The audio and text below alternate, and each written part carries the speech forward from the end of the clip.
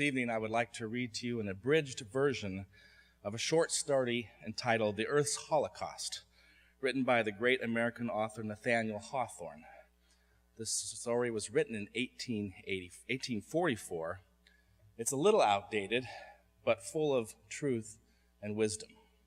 Let those who have ears hear.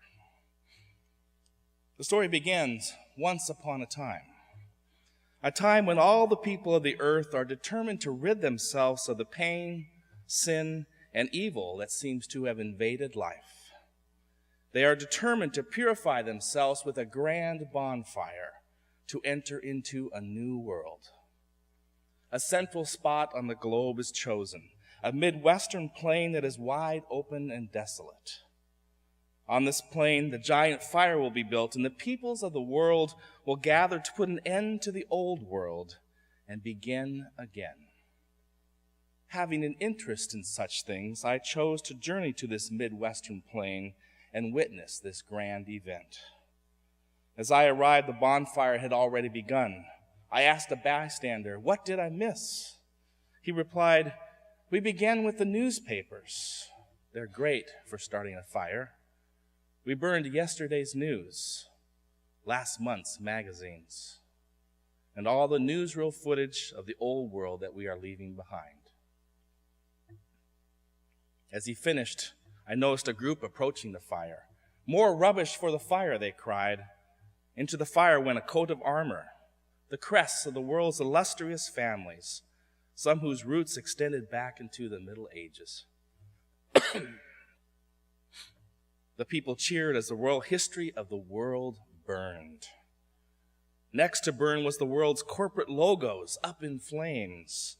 "No longer will people of privilege stand over us," they cried. I looked into the flames and watched as the crown jewels of England glowed in the fire.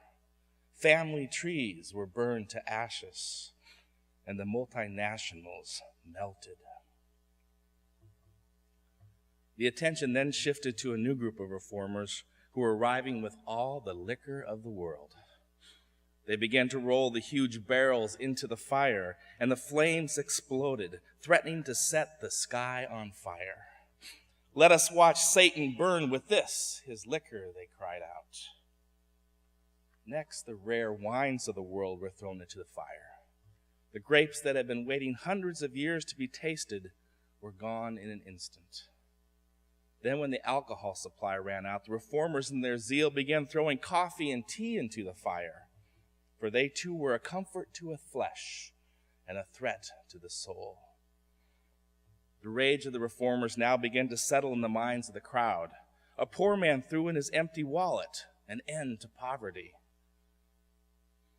Many threw in their tobacco, an end to vice. The fashionable threw in their expensive clothes and designer labels. The multitudes who had lost in love threw in their old love letters, poetry, and the songs of love. A college graduate threw in her diploma, her education no longer of value. A pastor threw in all his old sermons, no longer appropriate for a new world. A historian threw in notes and memoirs as the old world disappeared into the fire. One woman, caught up in the frenzy, tried to throw herself into the fire, but was stopped as someone told her, "These things of human creation and fantasy are to be burned, not you. Be patient and abide in heaven's decree." Suddenly, a huge cry of victory went up as the things of war were thrown into the fire. Next, the constitutions of governments, the laws of humanity were burned. No longer to bind the spirit, no longer necessary in a new, free, and pure world. Many other things followed into the fire. Money, the root of all evil. The literature of the ages. The extinct philosophy of the past. The dangerous science of the new world. Someone cried out, "Now the world is enlightened indeed." And just when I thought nothing more could be burned, the last group of reformers arrived with the art of the church, the treasures of Rome, crosses from all the churches in all the world. And at once all the symbols of faith in the world were tossed into the fire. Our faith need not be limited by this world and its things, they cried. Our spirits have grown beyond art and words. Then lastly, the final symbol of human error, the revelation and guide of the past. The voice from a lower humanity was thrown into the fire, the Bible. In a rage, the fire seemed to jump, and its glow became eerie, but no one noticed. The crowd danced around the fire in celebration of its new purity, its return to Eden. Then suddenly a dark figure appeared from the edges of the crowd. His face demanded everyone's attention. The crowd became quiet. And just as the silence became unbearable, he spoke.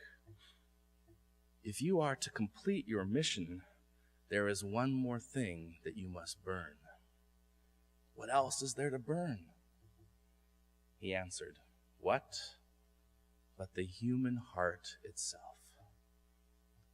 Unless you have found a way of purifying that foul cavern, it will be the old world yet. Tonight we gather to enter into the depths of our hearts, to open up deeply to the grace and the mercy and the love of God, that we might live in and be transformed by God's great love for us. Amen.